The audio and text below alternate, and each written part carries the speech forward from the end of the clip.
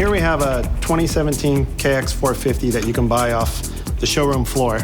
And here we have our KX450 that we race in Supercross and motocross. In the mid-1980s, AMA implemented a rule where you have to use a production chassis for racing. Frame, swing arm, crankcases. That really let the bikes come closer, and the race bike and production bike's very similar. One of our main focuses on the race team is to customize the bike for our rider so that he's comfortable out on the racetrack. Obviously, handlebar setup, levers. Some of them like to change the seat, getting their cockpit to where they're comfortable and they can move around and they're not cramped. Production bikes are tested for the average guy going to the desert or your local racetrack, riding in the hills, snow, normal stuff like that.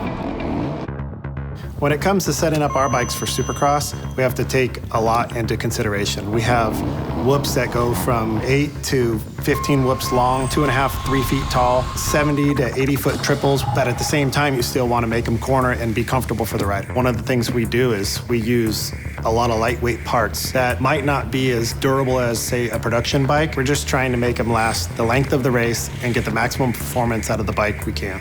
The next week, the bike is torn completely down and inspected, and all the parts that need replaced will be replaced for the following race. The suspension these days have so many things you could change, whether it's shim settings, springs, air, different rigidity tubes.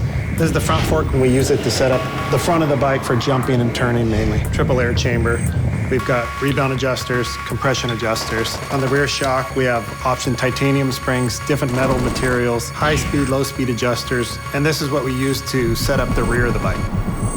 Some of the cool things you're seeing today is things that you see on race bikes is being introduced to production bikes.